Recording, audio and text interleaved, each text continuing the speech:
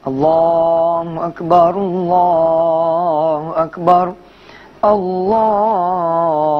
Akbar, la ilaha illallah, wallahu akbar, Allahu Akbar, walillahil hamd. Pemirsa, makasih masih bersama Yusuf Mansur. Baik, kita teruskan ya. 10 dikurang 1 ini adalah sedekah biasa. Tapi saya menyebut pengorbanan adalah bila kemudian saudara bisa 10 kurang 5 ke atas. Ya, 5, 6, 7, 8 sampai 10. Kalau saudara punya duit 1 juta, lalu saudara sedekah 2,5%, rasanya itu masih kewajiban ya. Masih merupakan satu semestinya, keharusan. Tapi bila mana saudara gajian 1 juta, oke? Subhanallah, ketemu dengan satu jalan sedekah yang luar biasa dari Allah SWT, lalu pindah gaji itu. Wow, ini berat. Saudara, saya ingin bercerita tentang satu kawan saya yang namanya Mustafa.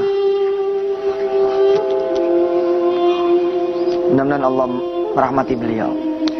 Dan bila mana saat ini beliau mendengar dan melihat tayangan ini, Mustafa, saya rindu kepada Anda. Karena Allah menyayangi Mustafa, karena Mustafa juga menjadi salah satu inspirasi buat kehidupan saya. Saya memulai usaha kira-kira di tahun 93 mungkin ya, 94 bersama Mustafa. Mustafa bolehlah saya sebut sebagai bos saya. Dimodalin oleh beliau, ditambah dengan modal kanan kiri kami berjalan. Saya mengingat di tahun 94 itu, 93-94, kawan-kawan kuliah saya saat itu kuliah di IAIN, alhamdulillah. Yang lain belum pada pakai mobil, beliau sudah pakai mobil. Saya mengenal Mustafa sebagai orang yang kalau beli durian nih, dia beli sama tukang-tukangnya. Ayo bang, ikut. Sebab apa? Sebab dia nggak makan sendiri, dia bagi sama orang lain. Saya pun mengingat Mustafa sebagai seorang yang dermawan. Saya mengenang Mustafa mau membeli lemari. Lemari dia mau beli, pintunya tuh gede sekali. Kayaknya mungkin 2,5 kalinya tinggi saya. Saat itu Mustafa bilang begini, Suf, ayo anterin saya, kita beli lemari. Lalu ditawarin lah sama si tukang lemari, mau nggak lemari ini dibongkar, jadi knockdown, dipasangkan nanti di rumah.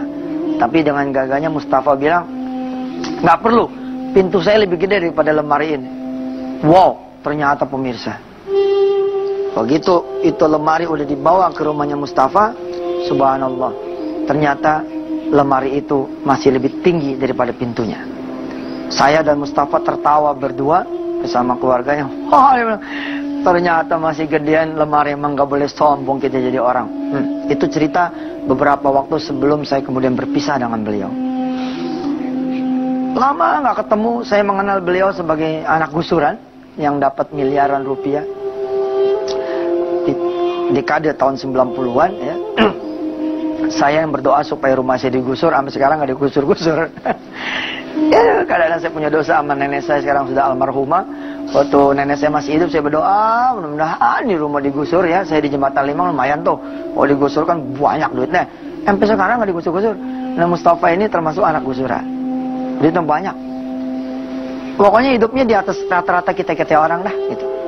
Lama tak ketemu. Nah, tiba-tiba ketemu lagi kira-kira di tahun 2004 kalau tidak salah. 2003 saya ketemu dengan beliau. Dia nanya sama saya di satu masjid, saya ketemu dengan beliau. Sehat, Suf? Sehat. Antum gimana, Ji? Ya, alhamdulillah sehat. Anda udah punya pesantren sekarang? Oh, udah punya pesantren? Iya, main dong. Doain pesantren Ana. Iya. Insya Allah Ana main ke rumah antum. Insya Allah Ana mau lihat pesantren antum. Mustafa ini teman saya. Dan bahkan bukan cuma teman, dia bos saya. Dia meminjami saya duit 70 juta pada saat tahun 93-an. Bayangkan ya, saat itu kendaraan minibus ya, yang terbaik aja harganya cuma 24 juta. Ini modalnya udah 70 saat itu. Pemirsa, saya akan lanjutkan di kisah ini nanti ya, setelah jeda yang berikut ini. Tetaplah bersama saya di Wisata Antv. Kita masih bercerita tentang pengorbanan seorang hamba kepada Allah Subhanahu wa taala. Mudah-mudahan sebagaimana saya malu terhadap Mustafa, saudara-saudara juga bisa tumbuh rasa malunya kepada Allah. Apa sih yang sudah kita berikan kepada Allah selama ini? Apakah recehan, sisa, atau pokoknya, atau sesuatu yang besar dari kita? Bukan lagi cerita sisa dan recehan.